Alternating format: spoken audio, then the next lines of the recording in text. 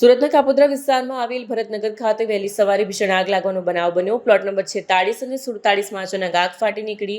આ દુર્ઘટનામાં એલપીજી સિલિન્ડરમાં ભીષણ વિસ્ફોટ થતાં 2 વ્યક્તિઓના મોત થયા, 9 ઘાયલ થયા છે। ફાયર વિભાગના જણાવ્યા અનુસાર લગભગ 5 વાગ્યે ફાયર કંટ્રોલ રૂમને ભરતનગર ખાતે આવેલી G+3 મકાનમાં આગ લાગી હોવાની જાણ કરાઈ હતી। ફાયર વિભાગની ટીમ ઘટનાસ્થળે પહોંચે તે પહેલા જ ઇમારતમાં રાખવામાં આવેલા એલપીજી સિલિન્ડરમાં ભીષણ વિસ્ફોટ થયો, જેના કારણે વિકરાળ સ્વરૂપ ધારણ કર્યું। આ દરમિયાન ફસાયેલા લોકોને સલામત રીતે બહાર કાઢવામાં આવ્યા। બચાવ કામગીરી દરમિયાન કુલ 11 લોકોને બહાર કાઢવામાં આવ્યા। 2 લોકોના મોત થયા છે, જ્યારે 9 લોકોને સામાન્ય ઇજાઓ પહોંચી છે, જેમને સારવાર માટે ખસેડાયા છે।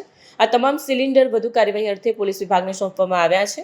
પ્રાથમિક તપાસમાં ઇમારતમાં વિવિધ ખાતાઓ ચાલતા હોવાનું પણ સામે આવ્યું છે। પોલીસે વધુ તપાસ હાથ ધરી છે।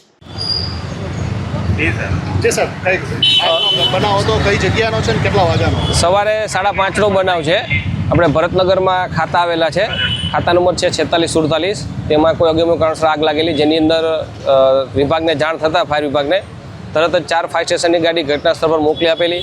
ત્યારબાદ સિલિન્ડર હતા જે બ્લાસ્ટ થતા હતા અંદર, અને 8 સિલિન્ડર અમે અત્યારે હાલ ઓલરેડી કાઢેલા છે, જેનો કબજો પોલીસને સોંપેલું છે, જેમાંથી 3 સિલિન્ડર બ્લાસ્ટ થઈ ગયેલ છે।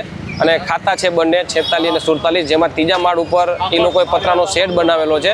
જે પતરાનો શેડ હાઇડ્રોલિક પ્લેટફોર્મથી અને ફાયર ટીમ દ્વારા એ પતરાનો શેડ કાપી અને પતરા તોડીને અને અમારી રેસ્ક્યુ કામગીરી કરેલ છે, જેમાં ટોટલ 11 પર્સન ઇન્જર્ડ થયેલ હતા। એમાંથી 2 પર્સન જે છે એ એક્સપાયર થઈ ગયેલ છે, અને બાકી જે 9 જણા છે અત્યારે સ્વિમેર ખાતે નાની મોટી ઈજા અને જે હોય એના હિસાબે અહીંયા લઈ ગયેલ છે। સાહેબ, આગમાં કોઈ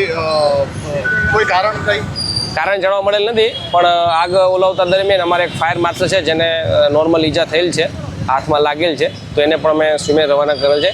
અને ઘટનાની અને ફાયર કોલની ગંભીરતાને જઈ ફાયર ખાતાના અમારા વડાશ્રી, ચીફ ફાયર ઓફિસર શ્રી સહિતની પૂરો ટીમ જે ઘટના સ્થળ પર હાજર હતી અને અત્યારે અંડર કંટ્રોલ છે।